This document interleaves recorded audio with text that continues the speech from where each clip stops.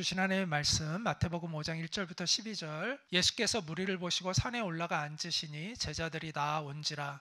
입을 열어 가르쳐 이르시되 심령이 가난한 자는 복이 있나니 천국이 그들의 것이며 애통하는 자는 복이 있나니 그들이 위로를 받을 것이며 온유한 자는 복이 있나니 그들이 땅을 기업으로 받을 것이며 의에 줄이고 목마른 자는 복이 있나니 그들이 배부를 것이며 긍휼히 여기는 자는 복이 있나니 그들이 긍휼히 여김을 받을 것이며 마음이 청결한 자는 복이 있나니 그들이 하나님을 볼 것이며 화평하게 하는 자는 복이 있나니 그들이 하나님의 아들이라 일컬음을 받을 것이며 의를 위하여 박해를 받은 자는 복이 있나니 천국이 그들의 것임이라. 나로 말미암아 너희를 욕하고 박해하고 거짓으로 너희를 거스려 모든 악한 말을 할 때에는 너희에게 복이 있나니 기뻐하고 즐거워하라. 하늘에서 너희의 상이 큼이라. 너희 전에 있던 선지자들도 이같이 박해하였느니라. 이것은 살아계신 하나님의 말씀입니다. 아멘. 오늘은 지난주에 이어서 천국을 소유한 자의 8가지 특성을 계속해서 함께 살펴보도록 하겠습니다.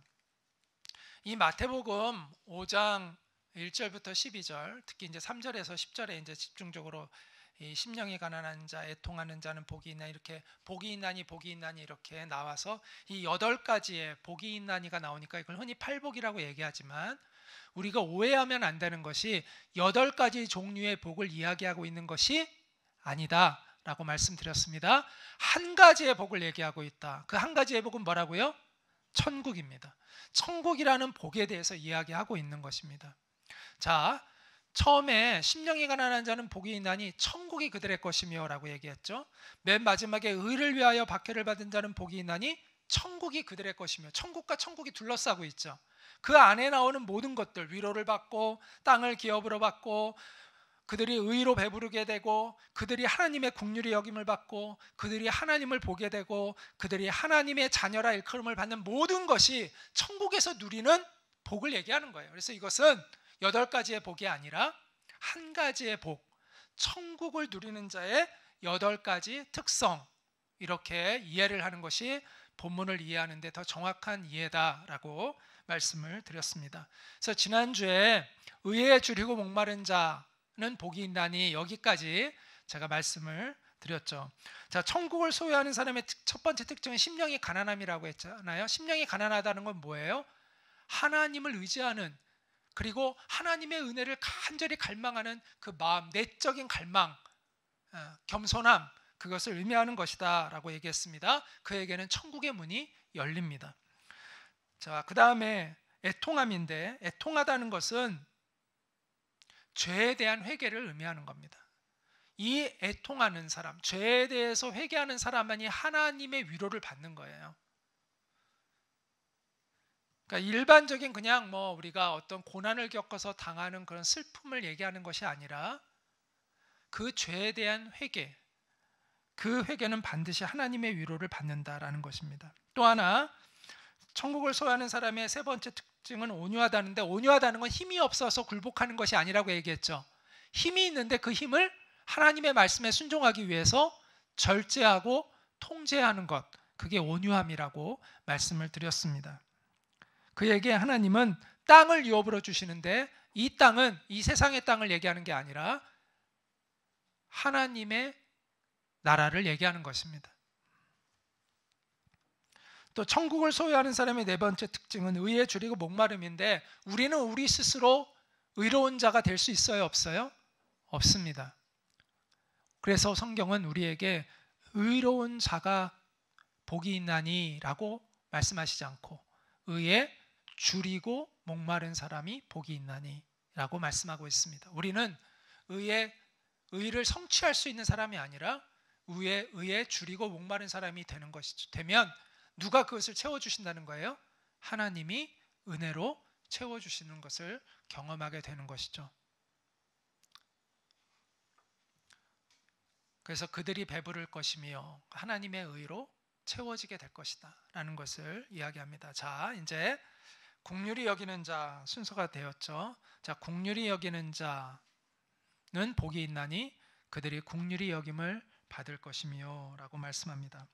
자, 긍휼히 여긴다는 것은 고통받는 사람에 대한 하나님이 기뻐하시는 바른 태도를 얘기하는 거예요. 우리 주위에 고통받는 사람들이 있어요. 그들에 대한 바른 태도인데, 자, 성경이 말하는 고통 중에 가장 큰 고통이 뭐냐면 죄를 짓는 것입니다. 죄를 지은 사람에 대한 긍휼함의 차원에서 우리가 이해해 볼 필요가 있고, 또 세상에서 환난과 어려움을 당한 사람들에 대한 긍휼, 이 두 가지 차원을 우리가 이 긍휼함과 연관지어 생각해 봐야 되는데, 긍휼히 여긴다는 건요, 죄를 짓는 걸 보고도 괜찮아 이렇게 얘기해 주는 것이 아닙니다. 그냥 죄를 보고 그냥 못 본 척 덮어주는 것을 긍휼함으로 착각하면 안 됩니다. 하나님은 우리를 긍휼히 여기세요. 그런데 우리의 죄를 그냥 눈 감아 주시지 않습니다. 하나님은 우리를 죄에서 건져내 주시는 것이죠. 그게 하나님의 긍휼이에요. 그래서 이 성경이 얘기하는 긍휼히 여김은 죄를 미워하되 죄인을 불쌍히 여겨서 그 죄인이 그대로 죄에서 살지 않고 그 죄에서 돌이키는 삶을 살아가도록 도와주는 것을 긍휼히 여김이라고 이야기하는 것입니다. 여러분은 주위에 있는 죄에 빠진 사람을 그가 죄에서 벗어나도록 돕고 있나요? 예수님의 십자가와 부활의 복음은 주님이 우리를 어떻게 긍휼히 여기셨는가를 잘 말해주고 있습니다. 예수님은 죄를 미워하셨죠. 그러나 죄에서 신음당하는 우리를 불쌍히 여기셨습니다. 그래서 예수님은 우리를 대신해서 자기가 희생해서 그 죄값을 치루어 주셨어요. 근데 거기서 머무른 게 아니라 주님의 긍휼은 우리로 하여금 그 죄에서 벗어나 새로운 인생을 살게 하시는 것이 주님이 우리를 불쌍히 여기시는 것이었다는 것이죠. 그래서 예수님이 부활하셔서 누구를 우리 안에 보내주시죠? 성령님을 보내주셨어요. 성령님이 행하신 우리 가운데 하고 계신 일이, 가장 중요한 일이 뭐라고요? 우리를 그 죄에서 이겨내는 삶을 살도록 돕고 계시는 것이 성령님이 행하시는 가장 중요한 사역입니다. 그것을 우리는 뭐라고 얘기하죠? 성화라고 이야기를 합니다. 그래서 주님의 긍휼을 경험하는 때가 언제냐? 여러분이 책망받을 때예요. 하나님으로부터. 하나님이 우리를 책망하신다는 거, 하나님이 우리를 긍휼히 여기시는 거예요. 하나님이 버린 사람은 책망을 안 하세요. 그런데 하나님은 하나님의 백성들을 책망하세요. 왜냐하면 우리를 하나님 앞에서 바르게 세우시는 긍휼함을 갖고 계시기 때문입니다. 그래서 우리는요, 책망을 받을 때 감사할 줄 알아야 돼요.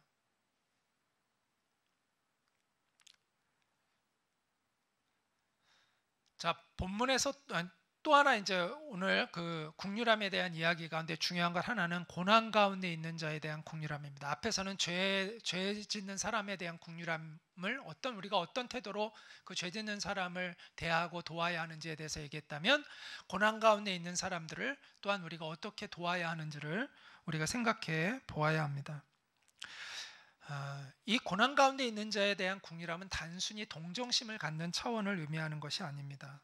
실제로 그를 돕는 행위가 포함되어야 하는 것이죠. 이 비유는, 이 선한 사마리아인의 비유가 그것을 잘 얘기해 주죠. 어떤 한 사람이, 유대인이 길거리에 쓰러져 있습니다. 강도를 만나서 상처를 입고 쓰러져 있어요. 그런데 거기에 지나가는 제사장, 레위인, 이런 종교 지도자들은, 종교인들은 보고 그냥 측은히 여겼지만 그냥 지나갔습니다. 그런데 그 당시에 유대인들이 멸시했던, 그러니까 혼혈 종족이었기 때문에 그 순결한 유대인으로서 그 순결성을 잃었다고 멸시했던 사마리아인이 그 길을 지나가다가 이 사람을 돕죠. 그리고 이 사람을 상처를 싸매어주고 그를 숙소에 데려다줘서 거기다 이 사람을 위해서 음식을 제공해주고 그 숙소비도 자기가 대신 내주고 이 사람을 보살펴 달라고 하고 떠나죠. 그럼 누가 이 사람의 진정한 친구냐라고 할 때, 같은 유대인이 아닌, 종교인들이 아닌 바로 그들이 멸시했던 사마리아인이 이 사람의 진정한 이웃이요 친구다라고 예수님이 가르쳐 주십니다. 이처럼 예수님이 우리에게 원하시는, 하나님이 우리에게 원하시는 국률함이라는 것은 진실한 행위가 포함되어 있는 것이죠. 자, 우리가 슬퍼하는 사람과 함께 울어준다고 그 사람의 슬픔이 해결되나요? 그렇지 않죠. 우리가 가난한 사람에게 우리가 뭐 도울 수 있는 것 좀 이렇게 모아서 도움을 준다고 해서 그 사람의 가난이 근본적으로 해결되나요? 해결되지 않습니다. 그런데 하나님은 우리 보고 문제 해결을 하라고 하신 것이 아니라는 걸 알아야 돼요. 하나님이 우리에게 원하시는 것은 우리가 할 수 있는 걸 하는 거예요. 우리가 어떤 문제를 해결하기를 하나님은 원하시는 것이 아니에요. 우리는 뭐 해결할 능력이 없어요. 그냥 우리가 할 수 있는 최선을 하는 것을 원할 뿐이죠. 그럴 때 그것이 그 고난당하는 사람에게 많은 위로가 될 뿐만 아니라 꼭 해결이 되어야 위로가 되는 게 아니라 그 자체가 위로가 될 뿐만 아니라 더 중요한 건 하나님이 감동하실 수 있다는 거예요. 하나님이 감동하시면요, 기적이 일어나요. 그걸 어디서 우리가 이렇게 선명하게 볼 수 있냐면 예수님에게 중풍병자를 데려온 친구들이 있었잖아요. 그 친구들이 이 문이 사람들로 막 가득해가지고 들어올 수가 없어요. 그러니까 이 친구들이 지붕으로 올라가가지고 그 지붕을 뜯어서 내려요. 예수님이 그때 누구를 보고 감동하셨냐면 그 친구들을 보고 감동하셔서 그 병자를 고쳐주셨다고 성경에 나옵니다. 예수님이 감동하시니까 기적이 일어났어요. 우리가 고통받는 사람들의 문제를 해결할 수 없습니다. 우리가 해결해 주기 위해 돕는 게 아니에요. 물론 해결해 줄 수 있다면 좋죠. 그러나 꼭 해결을 해야만 돕는 게 아닙니다. 우리가 할 수 있는 것은, 긍휼히 여기는 것은 할 수 있잖아요. 그걸 하면 되는 거예요. 하나님이 요구하시는 건 그것이죠. 그래서 우리가 죄에 빠진 사람을 긍휼히 여겨서 그 사람의 영혼을 위해 우리가 기도할 수 있잖아요. 또 고난 가운데 있는 사람들에게 우리가 긍휼히 여김을 가지고 그들을 위해 기도하고 또 내가 할 수 있는 한에서 도움을 줄 수가 있는 것이죠. 그럴 때 우리는 하나님의 기적을 보게 될 것입니다. 왜냐하면 하나님은 긍휼히 여기는 자를 뭐 하신다고요? 긍휼히 여기신대요. 하나님은 긍휼히 여기는 자를 긍휼히 여기신대요. 하나님은 남을 돕는 자를 긍휼히 여기신대요. 그래서 실제로요, 남을 돕는 일에 헌신하는 그런 분들을 보면 하나님의 기적을 많이 경험합니다. 하나님이 공급하시는 걸 경험하고 하나님이 그 공동체를 세워주시는 것들을 경험하죠. 하나님은 긍휼히 여기는 자를 긍휼히 여기시고 그를 하나님의 손길로 인도해 가십니다. 그래서 우리가 하나님의 기적을 많이 경험하는 인생이 되려면요, 긍휼을 많이 베푸셔야 돼요. 우리가 이기적으로 살기 때문에 하나님의 기적을 많이 경험하지 못한다고 생각이 들어요. 우리가 정말 긍휼히 여김을 많이 가지면 우리는 하나님의 기적을 많이 경험하는 그런 인생이 될 것입니다. 자, 여섯 번째, 천국을 소유한 자의 특징은 마음이 청결함인데 8절 같이 읽겠습니다. 시작. 마음이 청결한 자는 복이 있나니 그들이 하나님을 볼 것이며. 자, 어떤 게 청결한 마음일까요? 죄를 전혀 짓지 않는 마음? 물론이죠. 그런데 그 기준으로 한다면 우리는 청결하다고 말할 수 없겠죠. 자, 그러면 마음이 청결한, 물론 그럴 수 있으면 좋은데, 그럼 분명히 청결한 건 맞는데 우리 중에 그런 마음이 청결한 사람은 없겠죠. 자, 그러면 여기서 말하는 마음이 청결한 자는 하나님을 볼 것이며 할 때 이 마음이 청결하다는 건 뭘까? 그것은 위선적이지 않은 정직하고 진실한 마음을 의미한다라는 것입니다. 우리가 이것을 이해하려면 바리새인들을 생각하면 돼요. 예수님이 바리새인들을 많이 강하게 비판하셨는데 그 이유는 그들이 위선적이었기 때문입니다. 자, 위선이라는 건 죄를 많이 지어서 생기는 건가요? 아니면 지은 죄를 자꾸 가리기 때문에 생기는 건가요? 가리기 때문에 생기는 것입니다. 위선은요, 죄를 가리기 때문에 생기는 거예요. 마음이 깨끗하다는 것은 그런 위선적인 마음이 없는 것이다 라고 이해할 수 있습니다. 그러니까 죄를 전혀 짓지 않는 그런 완벽한 마음을 의미한다기보다는 자기의 잘못을 솔직하게 인정하는 정직한 마음, 그것이 하나님이 원하시는 깨끗한 마음이다. 그러니까 미워하는 마음이 전혀 없고 음란한 생각도 전혀 안 들고 욕심도 전혀 생기지 않고, 물론 이러면 깨끗하죠. 근데 우리가 그렇지 않잖아요.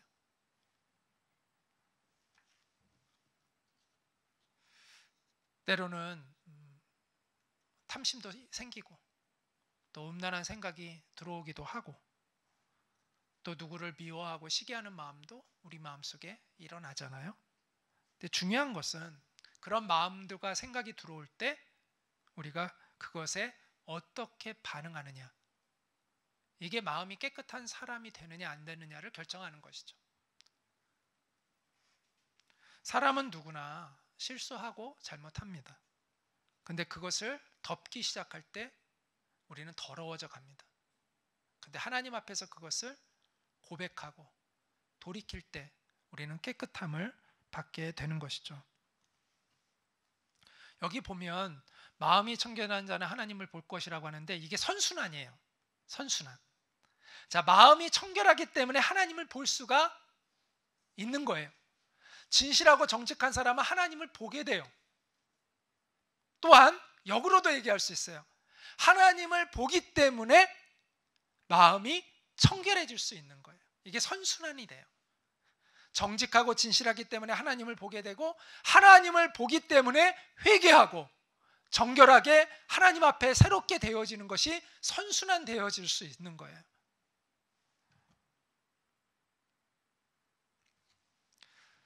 사람은요, 언제 자기의 죄를 깨닫고 고백할까요? 그게, 인간은요 참 이게 악해가지고요, 자기의 죄가 드러나기 전까지는요 자기 죄인 줄 모르고 사는 경우가 되게 많아요.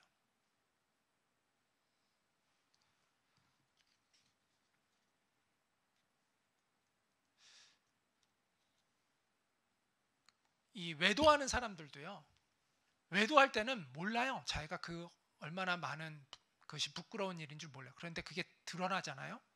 그때 비로소 되게 부끄러워해요. 그게 우리는요, 죄가 공개적으로 드러나면 부끄러움을 느끼는데 그렇지 않잖아요. 그러면 오히려 그거를 부끄러운 줄 모르고 심지어 자랑도 해요. 영적으로도 마찬가지예요. 우리의 마음과 행위를 낱낱이 살피고 계신 하나님을 보게 될 때 우리가 죄를 깨닫게 되는 거예요. 아무도 나의 죄를 모른다고 생각하면요, 그 죄의식이, 죄를 져도요 죄인 줄 모르고 지나가요. 그런데 하나님을 인식하는 사람은요 부끄러움을 알았기 때문에 깨닫고 돌이키게 돼요.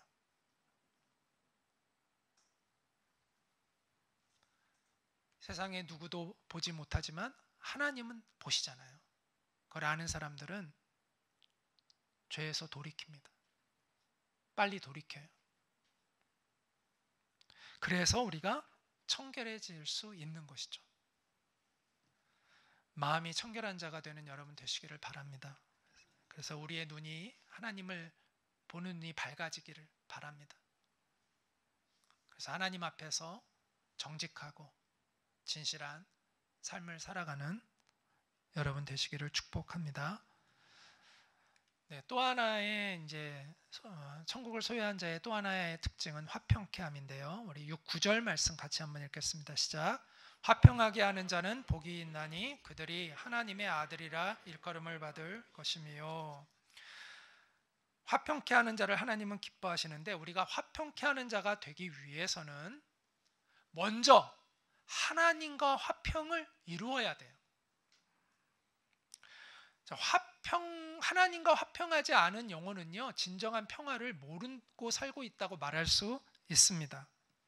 성경은 죄가 우리와 하나님 사이를 갈라놓았다라고 말씀합니다. 그러니까 우리의 이 영혼이 죄의 문제가 해결되지 않은 상태에서는 하나님과 원수된 관계 속에 우리가 놓여 있다라는 것이죠. 그래서 그 영혼은 늘 불안과 두려움이 지배해요. 무의식 중에 불안과 두려움이 그의 인생을 지배합니다.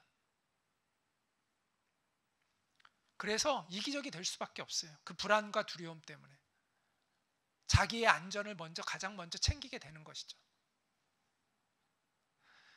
그래서 이 죄의 문제가 해결되지 않은 영혼은 잠깐의 평안은 누릴 수 있지만 진정한 평화, 영원한 평안은 그 영혼이 모르고 있는 것입니다.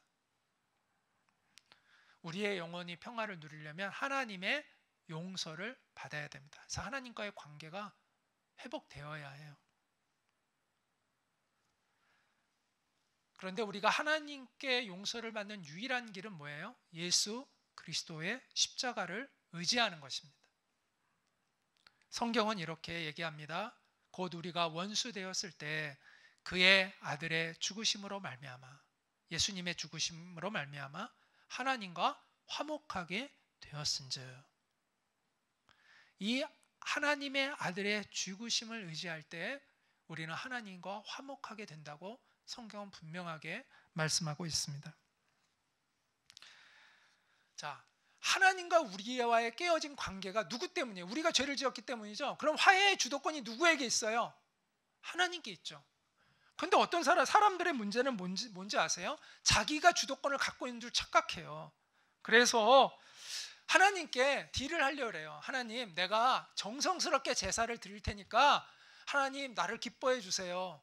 하나님, 내가 착한 일 많이 할 테니까 나를 착한 사람으로 인정해 주세요.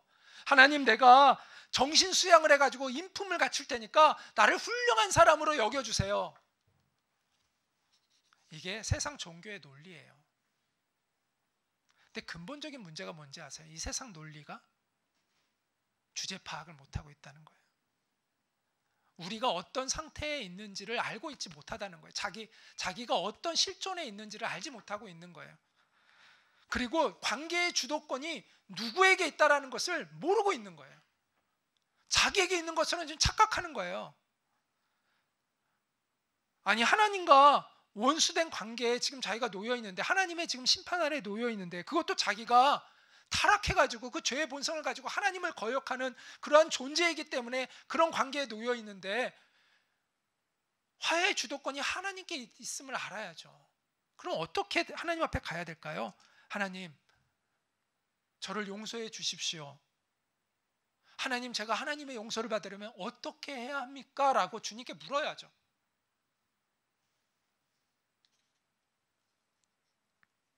그리고 그 주님의 말씀에 반응해야죠. 바르게. 그게 올바른 태도죠.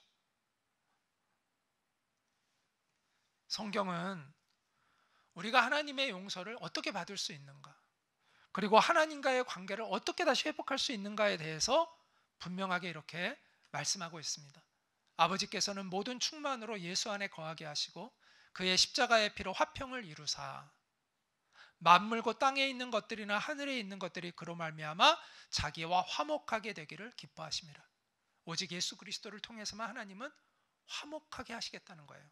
하나님과 우리의 관계를 회복하신다는 거예요.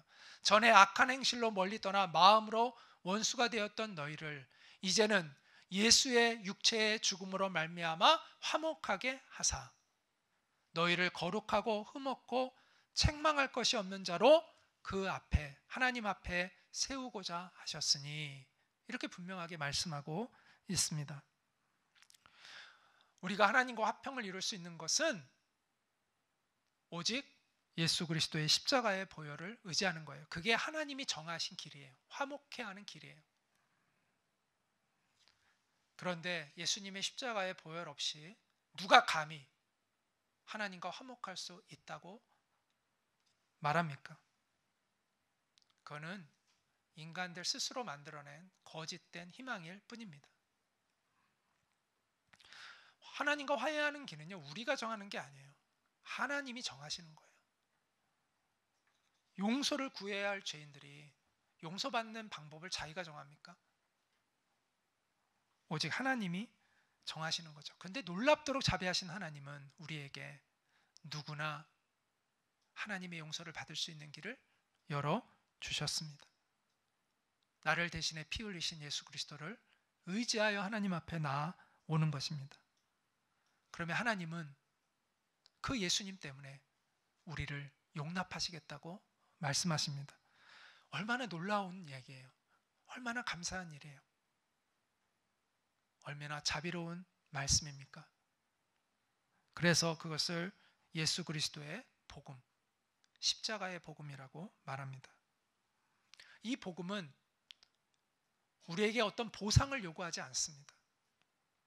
그냥 하나님의 사랑을 깨닫고 돌이키는 것을 요구하고 계세요.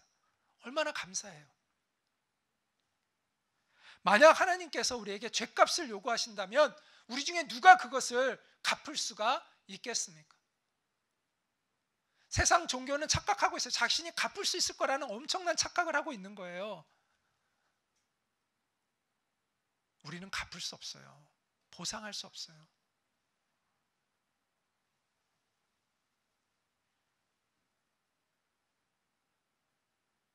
근데 자비로우신 하나님께서 우리에게 보상을 요구하시지 않고 단지 돌이킴을 원하십니다. 그게 회개죠. 십자가에 담긴 그 하나님의 놀라운 피 묻은 사랑을 깨닫고 하나님께로 돌이키면 하나님이 받아주시겠다는 그 자비로운 은혜의 제안을 우리에게 주신 것이죠. 우리가 그 은혜의 제안에 믿음으로 온전히 반응할 때 우리는 진정한 평화를 경험하게 됩니다. 그럴 때 우리가 정말 평화가 뭔지를 비로소 그때 알게 돼요. 내 영혼이 누리는 참된 평화를 그때 비로소 우리는 깨닫게 됩니다. 그래서 아까 우리가 부른 찬송가의 가사대로 이런 찬양의 가사를 부르게 되죠. 내 영혼이 그 깊은 데서 맑은 가락이 울려나네. 하늘 곡조가 언제나 흘러나와 내 영혼을 고이 싸네. 평화로다 하늘 위에서 내려오네. 그 사랑의 물결이 영원토록 내 영혼을 덮으소서. 이 평화를 경험한 사람이 진정한 평화를 전할 수가 있는 것입니다. 그런 사람을 화평케 하는 사람이라고 말하는 거예요. 그리고 그들은 하나님의 아들, 하나님의 딸이라 일컬음을 받을 것이며 라고 말씀하고 있습니다.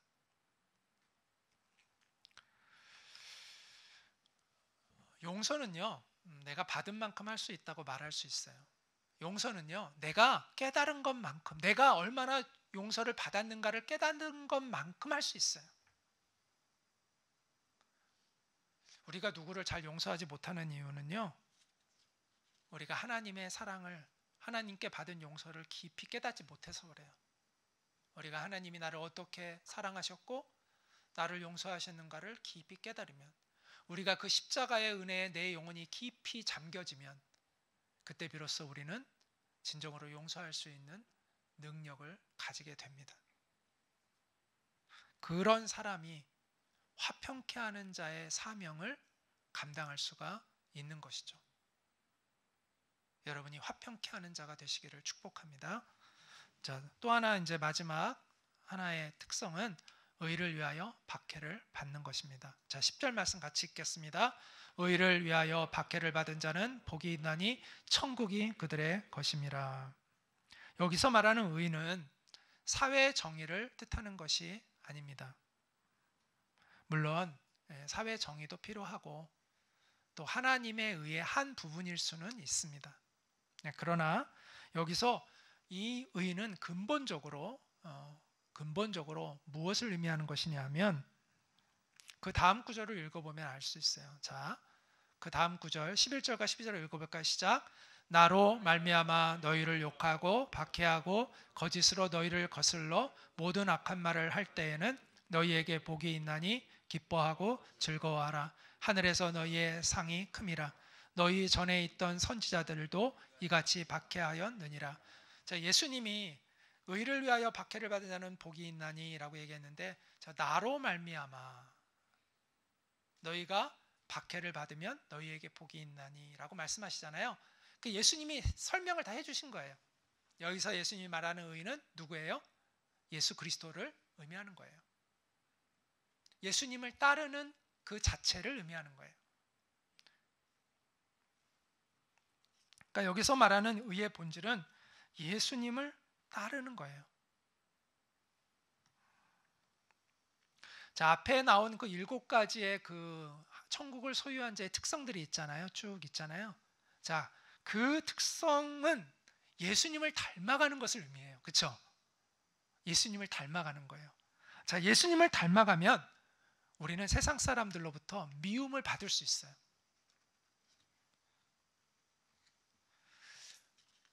예수님을 닮는데 왜 미움을 받아요? 왜냐하면 예수님이 이렇게 말씀하셨어요. 세상이 너희를 미워하면 너희보다 먼저 나를 미워한 줄을 알아라. 너희가 세상에 속하였으면 세상이 자기의 것을 사랑할 것이나 너희는 세상에 속한 자가 아니요 도리어 내가 너희를 세상에서 구별하여 택하였기 때문에 세상이 너희를 미워하느니라. 내가 너희에게 종이 주인보다 더 크지 못하다 한 말을 기억하라.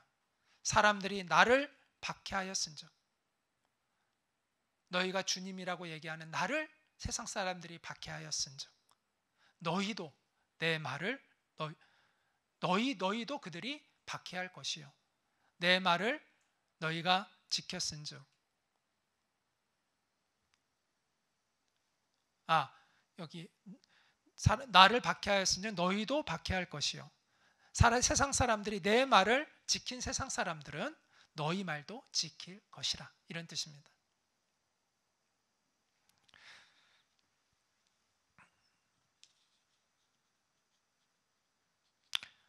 우리가 복음을 전해서 예수님을 전하면요, 세상 사람들로부터 3가지의 반응을 보이게 됩니다. 여기 보면 예수님을 박해한 사람들도 있고 예수님 말을 지킨 사람도 있다고 얘기하잖아요. 그래서 예수님을 박해한 사람은 나의 종들인 너희도 박해할 것이고, 또 내 말을 지킨 사람들은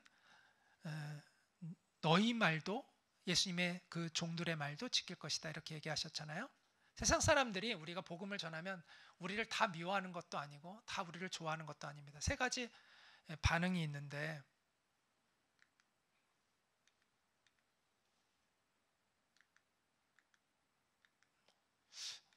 제가 여기 적었는데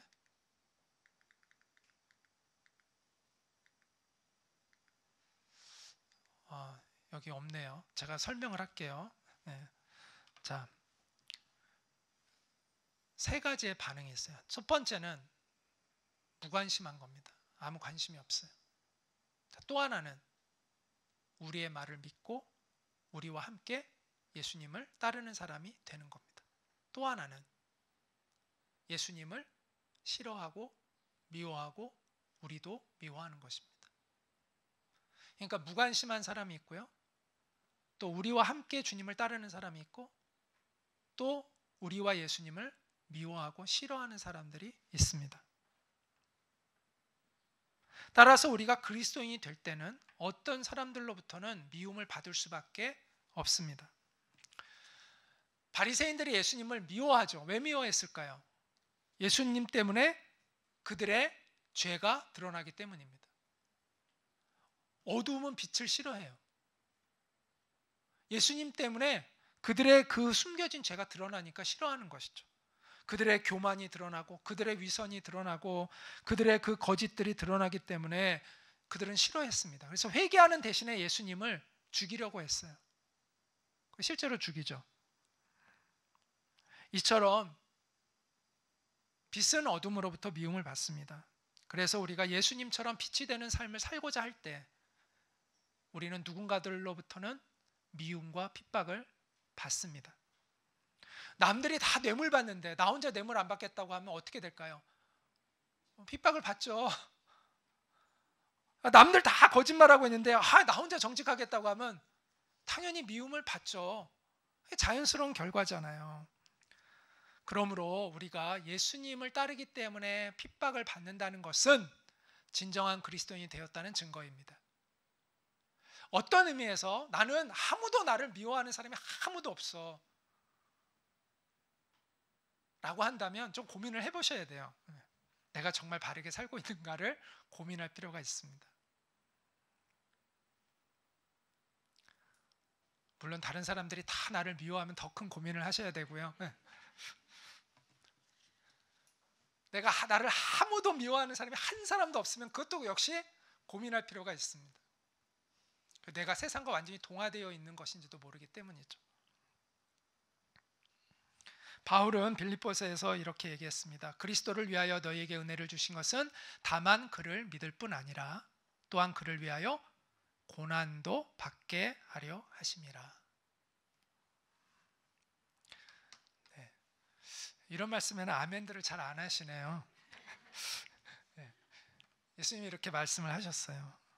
분명히 고난만 생각하면 우리가 그것은 은혜가 아닌 것처럼 여겨질 수 있죠. 그러나 고난 뒤에 하나님의 놀라운 약속이 있기 때문에 우리는 이 말씀에도 아멘 할 수가 있는 것이죠. 의를 위하여 박해를 받는 자에게는 천국이 약속되어 있습니다. 따라서 우리가 예수님 때문에 이게 중요합니다. 우리가 죄 때문에 고난을 받아서는 안 되고 예수님 때문에 고난을 받는 것은 영광스러운 하나님의 백성이 되었다는 입증입니다. 그 사실을 깨닫게 되면 우리는 고난과 핍박을 감사히 여길 수가 있습니다. 성경은 이렇게 약속합니다. 같이 읽어볼까요? 우리가 잠시 받는 환난에 경한 것이 지극히 크고 영원한 영광에 중한 것을 우리에게 이루려 이르게 함이니 우리가 주목하는 것은 보이는 것이 아니요 보이지 않는 것이니 보이는 것은 잠깐이요 보이지 않는 것은 영원함이니라. 얼마나 좋은 거래입니까? 이게 만약 비즈니스적으로 얘기를 한다면 이걸 굿딜이라고 얘기하죠. 저 횡재한 거죠. 고난은 작은데 영광은 크대요. 고난은 잠깐인데 영광은 영원하대요. 내가 이 세상에서 잠시 받는 고난은 잠깐인데 놀라운 하늘나라를, 영원한 하늘나라를 우리는 상속받게 된대요. 횡재 아닙니까? 우리가 이 믿음을 갖게 될 때 우리는 정말 이 세상이 감당할 수 없는 사람들이 될 것입니다. 순교자들이 의연하게 죽음을 맞이할 수 있었던 힘이 바로 그 믿음이죠. 스데반이 돌에 맞으면서도 천사의 얼굴로 죽었다고 얘기하잖아요. 그는 영광스러운 그 하늘나라를 그가 보았기 때문입니다.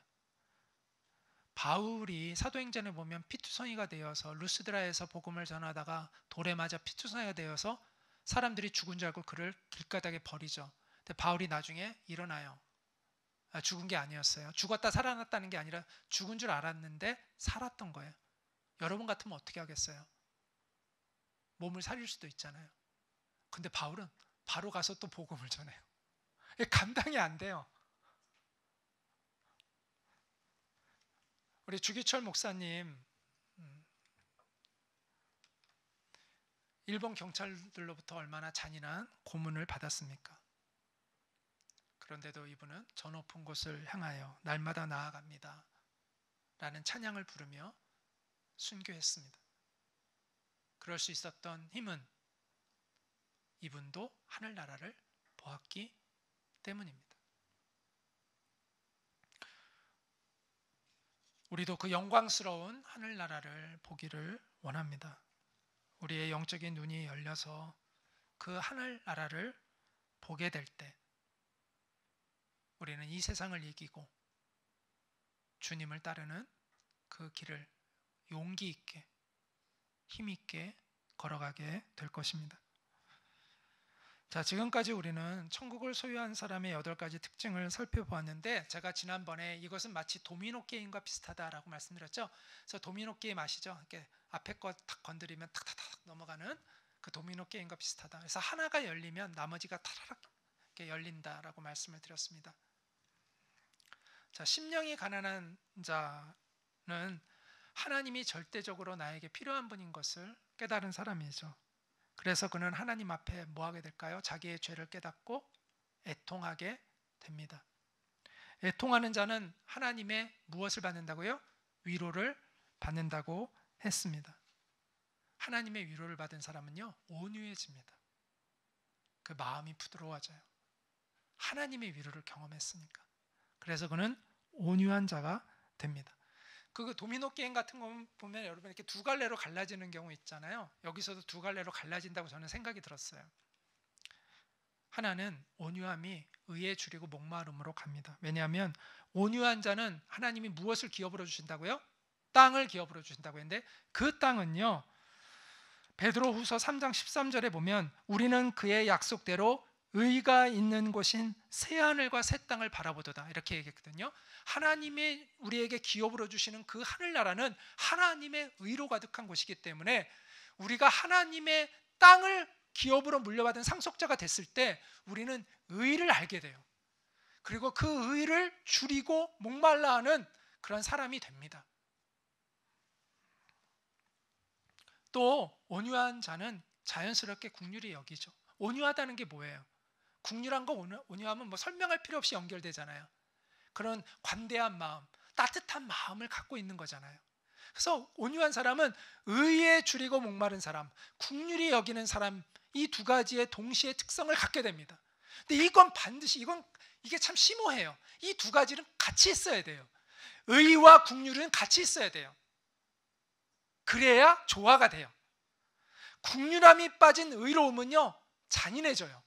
냉혹해져요.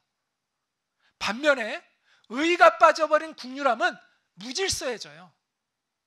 그래서 의와 긍휼함은요, 같이 가야 돼요. 사랑과 정의는 같이 가야 되잖아요. 의와 긍휼함도 같이 가야 돼요. 근데 의에 줄이고 목마른 사람은요, 자연스럽게 마음이 청결해지죠. 하나님의 의를 갈망하니까 마음이 청결하게 됩니다. 마음이 청결한 자는 하나님을 뭐 할 것이요? 볼 것이며 보게 돼요. 그래서 마음이 청결해서 하나님을 보게 돼요. 자, 긍휼히 여기는 자는 당연히 화평케 하는 자가 되죠. 자연스러운 연결이죠. 하나님의 긍휼의 통로가 되니까 화평케 하는 사람이 되죠. 화평케 하는 자는 하나님의 아들, 딸이라 일컬음을 받을 것이며.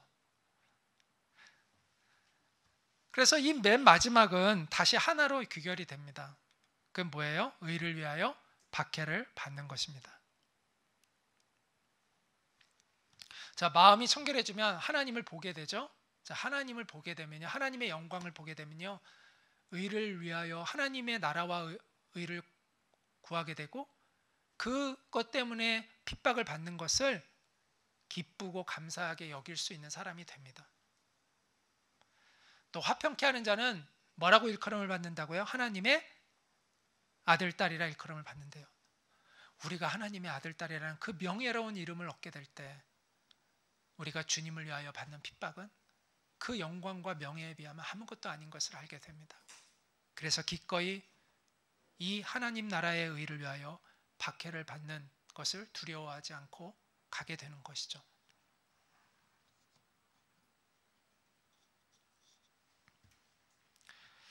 그리스도인으로서 우리가 성숙해 간다는 것은 이 하늘나라의 가치를 깨달아 가는 것이다 라고 이야기할 수 있습니다. 어린아이, 유아기적인 그리스도인들은요, 세상의 가치에 집착을 합니다. 그러나 성숙한 그리스도인은 하늘나라의 가치를 알기 때문에 그 가치를 추구하는 인생이 되는 것입니다. 성경은 이렇게 얘기합니다. 예수님이 하신 말씀이죠. 같이 읽어볼까요? 천국은 마치 밭의 감주인 보아와 같으니 사람이 이를 발견한 후 숨겨두고 기뻐하며 돌아가서 자기의 소유를 다 팔아 그 밭을 사느니라. 정말 천국의 가치를 알게 된 사람은 그 천국을 위해서 모든 걸 희생할 수 있는 사람이 돼요.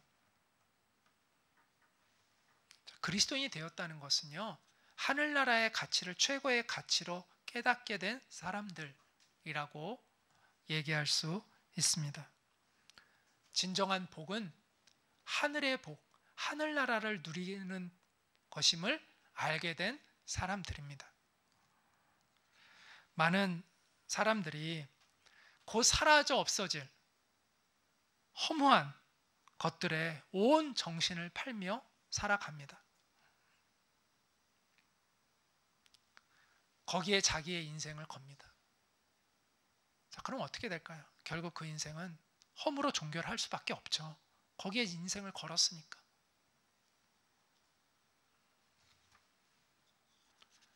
그래서 그는 결국 허무하고 사소한 것에 자기의 인생을 쏟다가 허무하고 사소한 그런 결말을 맞이하게 됩니다. 그리고 비극적이고 두려운 죽음 앞에 서게 되는 것이죠. 그러나 하늘나라를 소유한 하나님의 백성들은, 하늘나라의 가치를 추구하며 살았던 하나님의 백성들은 하나님이 귀하게 여기시는 뜻깊은 죽음을 맞이하게 됩니다. 성경에 하나님은 성도의 죽음을 귀하게 여기신다는 말씀이 있어요. 그들의 죽음은 비극적인 종말이 아닙니다. 진정한 인생의 시작입니다. 해와 달이 필요 없는 하나님의 영광의 빛으로 가득한 새 하늘과 새 땅에서의 새로운 진정한 인생이죠.